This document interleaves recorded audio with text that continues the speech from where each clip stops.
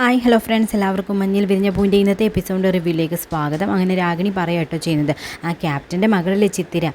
ചിത്തിരയെ എന്തായാലും തട്ടിയെടുത്തതിന് കിട്ടിയ ശിക്ഷയായിരിക്കും ആ മല്ലികയ്ക്കെന്ന് പറയാട്ടോ ചെയ്യുന്നത്. ചിത്തിരയും കൊണ്ട് വന്നപ്പോൾ തന്നെ ഞാൻ വിചാരിച്ചു എന്തെങ്കിലുമൊക്കെ സംഭവിക്കുമെന്ന്. അപ്പോൾ ഉടനെ മഹേഷ് പറയുന്നുണ്ട്, അതേ നിനക്ക് മാത്രമേ തോന്നത്തുള്ളൂ, ക്യാപ്റ്റന് വരെ തോന്നിയില്ലല്ലോ. അപ്പോൾ ഹരി പറയുന്നുണ്ട്, ഈ അമ്മയ്ക്ക് അസൂയയാണ്, ചിത്തിര അല്ലെങ്കിലും ഈ അമ്മയ്ക്ക് കണ്ടുകൂടാ, ചിത്തിരയ്ക്ക് ഒരു നല്ല ഭാവി കിട്ടുന്നത് ഈ അമ്മയ്ക്ക് ഇഷ്ടമല്ലാന്ന് പറഞ്ഞു. എനിക്കെന്തിനാ അസൂയ, എനിക്കൊന്നും അസൂയപ്പെടേണ്ട ഒരാവശ്യമില്ല എന്ന് പറയാട്ടോ ചെയ്യുന്നത്. അപ്പോൾ ഉടനെ തന്നെ മഹേഷ് പറയുന്നത്, നിൻ്റെ അമ്മ നന്നാവാനൊന്നും പോകുന്നില്ല, നീ ഇങ്ങനെ പറഞ്ഞിട്ടൊരു കാര്യമില്ല എന്ന് പറയുന്നു.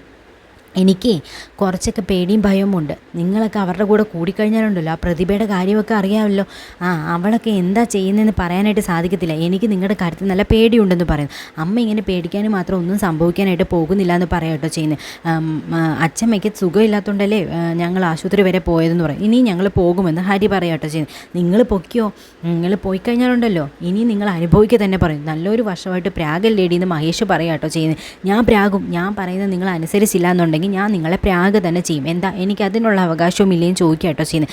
എന്തായാലും ഞാൻ പറയാനുള്ളത് പറഞ്ഞു, അനുഭവിക്കുമ്പോൾ പഠിക്കും. ആ ക്യാപ്റ്റൻ്റെ കയ്യിൽ നിന്ന് ചിത്തിനെയും തട്ടിക്കൊണ്ട് വന്നത് അവർക്ക് കിട്ടിയ ശിക്ഷ തന്നെയാണ് ഇപ്പോൾ ഈ ഹോസ്പിറ്റലിൽ കിടക്കുന്നതെന്ന് പറയാട്ടോ ചെയ്യുന്നത് രാഗിണി. അപ്പോൾ ഇത് കേൾക്കുന്ന മഹേഷൻ നല്ല ദേഷ്യം വരുന്നുണ്ട്. നീ ഒന്ന് വായടച്ച് വെക്കുമോ, എത്ര പറഞ്ഞാലും നീ നന്നാവത്തില്ലല്ലോ. അപ്പോൾ ഉടനെ ഹരിയെടുക്കുക പറയുന്നുണ്ട്, നിൻ്റെ അമ്മ നന്നാവാനൊന്നും പോകുന്നില്ല, ഇനി പറഞ്ഞിട്ടും കാര്യമില്ല എന്ന് പറയാട്ടോ ചെയ്യുന്നത്. ഇവിടെ മല്ലികാമയും ചിത്തിരയും ഇരിക്കുന്ന സമയത്ത് സുജി അങ്ങോട്ടേക്ക് വരുന്നുണ്ട്. ഷാജി വന്നില്ലേന്ന് ചോദിക്കുന്നു. ഷാജിയേട്ടൻ തിരക്കിലാണെന്ന് പറയാട്ടോ ചെയ്യുന്നത്.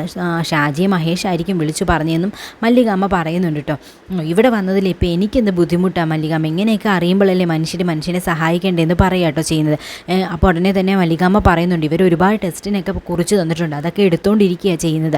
ഇവിടെ ഇട്ട് ഓരോ ടെസ്റ്റുകൾ നടത്തി ഊറ്റി എടുക്കുക എന്ന് പറയുന്നു. അങ്ങനെയൊന്നുമല്ല സുജാൻറ്റി, അവർ രോഗം കണ്ടുപിടിക്കുന്നതിന് വേണ്ടിയിട്ട് ടെസ്റ്റുകൾ ചെയ്യുവാണെന്ന് ചിത്തിരയും പറയാട്ടോ ചെയ്യുന്നത്.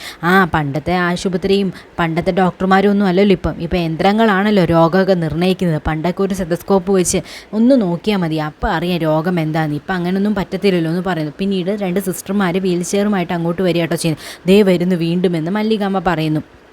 ഡോക്ടർ പറഞ്ഞിട്ടുണ്ട് MRI സ്കാൻ ചെയ്യണമെന്ന്, അതിന് കൊണ്ടുപോകാൻ വേണ്ടി വന്നതാണെന്ന് പറയാട്ടോ ചെയ്യുന്നത്. MRI സ്കാനോ, ഇപ്പം എങ്ങനെ ഇരിക്കുന്നു ഞാൻ പറഞ്ഞത് എന്നിങ്ങനെ മല്ലികാമ്മ ചോദിക്കാട്ടോ ചെയ്യുന്നത്. അങ്ങനെ മല്ലികാമ്മ MRI സ്കാൻ ചെയ്യുന്നതിന് വേണ്ടി കൊണ്ടുപോകുന്നുണ്ട്. MRI സ്കാനിൻ്റെ റിസൾട്ട് വന്ന് ഡോക്ടർ അത് നോക്കിയിട്ട് സിസ്റ്ററിനൊക്കെ പറയുന്നുണ്ട്, ആ ബൈസ്റ്റാൻഡറിനെ ഒന്ന് വിളിക്കുക, മല്ലിക എന്ന പേഷ്യൻറ്റിൻ്റെ ആ കുട്ടി വേണ്ട, വേറെ മുതിർന്ന ആൾ മതി എന്ന് പറയും. അപ്പോൾ സുജിയാണ് കേട്ടോ അവിടെ ഉള്ളത്. അപ്പോൾ സുജി അങ്ങോട്ടേക്ക് വരികയാണ് ചെയ്യുന്നത്. നിങ്ങൾ ആരാണെന്ന് ചോദിക്കുന്നു. മല്ലികയുടെ ഫാമിലി ഫ്രണ്ട് ആണെന്ന് പറയാട്ടോ ചെയ്യുന്നത്. എനിക്ക് പറയാനുള്ളത് അവരുടെ രോഗത്തെ പറ്റിയിട്ടാണ് പറയുന്നത്. അവർക്ക് ഇടയ്ക്കിടയ്ക്ക് തലകറക്കം വരും, കാഴ്ച മങ്ങുന്നത് പോലെ തോന്നും, പിന്നീട് അത് ശരിയാവുന്ന രീതിയിലാണ് കണ്ടുവരുന്നത്. ഇവിടെ വന്നപ്പോഴും അങ്ങനെ തന്നെയായിരുന്നു, കാഴ്ച മങ്ങലുണ്ടെന്ന് പറഞ്ഞപ്പോൾ ഐ ഡ്രോപ്സ് ഒഴിച്ചപ്പോൾ അത് നേരെയാവുകയും ചെയ്തു. പിന്നീട് കൂടുതൽ പരിശോധനകൾ നടത്തിയപ്പോഴാണ് ഇവരെ അറിഞ്ഞതെന്നും അവർക്ക് ബ്രെയിൻ ട്യൂമർ ആണെന്നും പറയട്ടോ ചെയ്യുന്നത്. ഇത് കേൾക്കുന്ന സൂചനയിട്ട്, ബ്രെയിൻ ട്യൂമറോ, അതെ, അതുകൊണ്ടാണ് അവർക്ക് ഇങ്ങനെ സംഭവിച്ചുകൊണ്ടിരിക്കുന്നത്. എത്രയും പെട്ടെന്ന് ഓപ്പറേഷൻ നടത്തണം, ഇല്ല എന്നുണ്ടെങ്കിൽ അവരുടെ കാഴ്ച പൂർണ്ണമായിട്ട് നഷ്ടപ്പെടും. ചിലപ്പോൾ ഇങ്ങനെ മങ്ങലുണ്ടാകുമ്പോൾ കാഴ്ച പെട്ടെന്ന് തിരിച്ചു വരാം, ചില സമയത്ത് തിരിച്ച് വരണമെന്നില്ല. അവർ ചിലപ്പോൾ അന്ധയായി മാറുമെന്നും പറയട്ടോ ചെയ്യുന്നത്. അവരുടെ ബ്രെയിനിലെ മൂക്കിൻ്റെ ഭാഗത്തും കണ്ണിൻ്റെ ഭാഗത്തും ഒക്കെ ട്യൂമർ സ്പ്രെഡ് ചെയ്തിട്ടുണ്ടെന്നും പറയുന്നുണ്ട് കേട്ടോ. ഇത് വളരെ റിസ്ക് ഏറിയ ഒരു ഓപ്പറേഷൻ ആണെന്നും അതിന് ചിലവും വളരെ കൂടുതലാണെന്നും അതുകൊണ്ട് തന്നെ സൂക്ഷിച്ചു വേണം കാര്യങ്ങളൊക്കെ കൈകാര്യം ചെയ്യാനെന്നും പറയുന്നുണ്ട്. ഇവർ നല്ല സാമ്പത്തികമുള്ളവരാണോ എന്ന് ചോദിക്കുന്നു. അല്ല എന്ന് സുജ പറയുന്നു. ഇൻഷുറൻസ് ഉണ്ടോ എന്ന് ചോദിക്കുമ്പോൾ അതുമില്ല എന്ന് പറയുന്നു. എന്നാൽ ഓപ്പറേഷന് വേണ്ടിയിട്ടുള്ള പൈസ തരപ്പെടുത്തിയതിന് ശേഷം വന്ന് കണ്ടാൽ മതി എന്ന് പറയാട്ടോ ചെയ്യുന്നത് ഡോക്ടർ. അങ്ങനെ കാര്യങ്ങളൊക്കെ അവരെ പറഞ്ഞ് മനസ്സിലാക്കണമെന്നും ഡോക്ടർ പറയുന്നുണ്ട്. ഇത് ഭയങ്കര ഡേഞ്ചറായിട്ടുള്ളൊരു അസുഖമാണെന്നും എത്രയും പെട്ടെന്ന് ചെയ്തെങ്കിൽ മാത്രമേ അവരുടെ ജീവൻ രക്ഷിക്കാൻ സാധിക്കത്തുള്ളൂ എന്നൊക്കെ ഡോക്ടർ പറയുന്നുണ്ട് കേട്ടോ.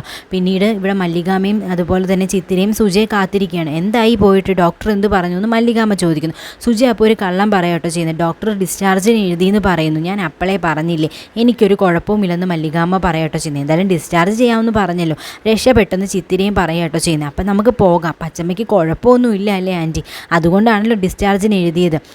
ഞാൻ നേരത്തെ പറഞ്ഞതില്ലേ എനിക്കൊരു കുഴപ്പമില്ലെന്ന്, എനിക്കൊരു തലകറക്കം വന്നു, അത്രയേ ഉള്ളൂ, അല്ലാതെ എനിക്ക് യാതൊരുവിധ അസുഖങ്ങളുമില്ല. അത് BP യിലുണ്ടായ വേരിവേഷൻ കൊണ്ടാണ് തലകറക്കം വന്നത്, അല്ലാതെ എനിക്കെന്ത് പ്രശ്നം വരാനാണ്.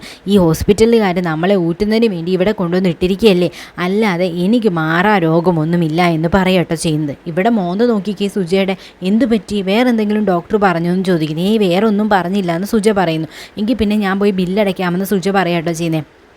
അപ്പോൾ ഉടനെ തന്നെ മല്ലികാമ്മ പറയുന്നുണ്ട്, പൈസ ഞങ്ങൾ തിരിച്ചു തരും, അതൊന്നും വേണ്ടാന്ന് സുജ പറഞ്ഞു. നിൻ്റെ ഇഷ്ടം അങ്ങനെയാണെങ്കിൽ അങ്ങനെ തന്നെ നടക്കട്ടെ. അപ്പോൾ ഉടനെ തന്നെ സുജ പറയുന്നുണ്ട്, എന്നാൽ പിന്നെ നമുക്കിപ്പോൾ ഇറങ്ങാമെന്ന് പറഞ്ഞു. പക്ഷേ സുജയുടെ മനസ്സിൽ നല്ല വിഷമാട്ടോ ഉള്ളത്. കാരണം മല്ലികാമ്മയ്ക്ക് ട്യൂമറാണെന്നുള്ള സത്യം പറയാനും പറ്റുന്നില്ല. പറഞ്ഞു കഴിഞ്ഞാൽ അവരെങ്ങനെ എടുക്കുമെന്ന് അറിഞ്ഞുകൂടാ. ഇതൊക്കെ മല്ലികാമ്മയുടെ ആത്മവിശ്വാസമൊന്നും കണ്ടിട്ട് ഒന്നും തന്നെ ഈ ട്യൂമറിനെ പറ്റി പറയാൻ തോന്നുന്നില്ല കേട്ടോ സുജയ്ക്ക്. പിന്നീട് അവർ വീട്ടിലേക്ക് എത്താട്ടോ ചെയ്യുന്നത്. വീട്ടിലെത്തുന്നിടം വരെയും സുജ ഒരു അക്ഷരം പോലും മിണ്ടുന്നില്ല കേട്ടോ. ആകെപ്പാടെ ടെൻഷൻ അടിച്ചിരിക്കുക കേട്ടോ ചെയ്യുന്നത്. മല്ലികാമ്മയെ പിടിച്ചിറക്കുകയും കൂടുതൽ കെയറിങ് കാണിക്കുകയൊക്കെ ചെയ്യുന്നു. അപ്പോൾ തന്നെ മല്ലികാമ്മ ചോദിക്കുന്നു, ഇതേ ഇവക്കിതെന്താ പറ്റിയത്? ഇങ്ങനെ ഇവിടെ ഞാൻ കണ്ടിട്ടേ ഇല്ലല്ലോ, എന്നെ എന്തുമാത്രം ശ്രദ്ധിക്കുന്നു, ഒരു തലകറക്കം വന്നതിന് ഇങ്ങനെയൊക്കെ ചെയ്യേണ്ട വല്ല ആവശ്യവും ഉണ്ടോ? ഇവളിതേ ഓട്ടോയിൽ കയറിയതിന് ശേഷം ഒരു അക്ഷരം മിണ്ടിയിട്ടില്ല. ഞാനൊന്ന് തലകറങ്ങി വീണപ്പോഴത്തേക്ക് ഇത്രയ്ക്ക് വിഷമിക്കാനായിട്ട് എന്താ ഉള്ളതെന്ന് ചോദിക്കാട്ടോ ചെയ്യുന്നത്. എനിക്ക് വേണ്ടി വിഷമിപ്പിക്കാൻ നിങ്ങളൊക്കെ ഉള്ളത് തന്നെ എനിക്കൊരു മനസ്സമാധാനമെന്ന് പറയാട്ടോ ചെയ്യുന്നത്. അത്രയ്ക്ക് സ്നേഹമുണ്ട് എന്നല്ലേ നിങ്ങൾക്ക് എന്നോട് അതിൻ്റെ അർത്ഥമെന്നും പറയുന്നു കേട്ടോ. പിന്നീട് സുജ പറയുന്നുണ്ട്, ഇങ്ങനെ ആലോചിക്കും, ദൈവമേ പറയണോ സത്യം, അത് പറയണ്ടേന്നൊക്കെ. പിന്നീട് സുജ ചിത്തിരയോട് പറയുന്നുണ്ട്, അച്ഛമ്മയെ പ്രത്യേകം നോക്കിക്കോണം കേട്ടോ, അച്ഛമ്മയെ കൊണ്ട് കട്ടിയുള്ള പണിയൊന്നും ചെയ്യിപ്പിക്കേണ്ടത്. വീണ്ടും തുടങ്ങിയല്ലോ ഇവള്. ഞാനിപ്പോൾ കട്ടിയുള്ള പണി ചെയ്താൽ എന്താ? ഞാൻ പറഞ്ഞില്ലേ, എനിക്ക് പ്രഷർ വേരിയേഷൻ കൊണ്ട് സംഭവിച്ച ഒരു ചെറിയ കേസല്ലേ, അതിന് ഇത്രത്തോളം ടെൻഷൻ അടിക്കാനൊക്കെ എന്തുകൊണ്ട്? ഞാനൊരു തലകറക്കത്തിൻ്റെ രോഗിയാണ്, അല്ലാതെ എനിക്ക് വേറെ അസുഖങ്ങളൊന്നുമില്ല.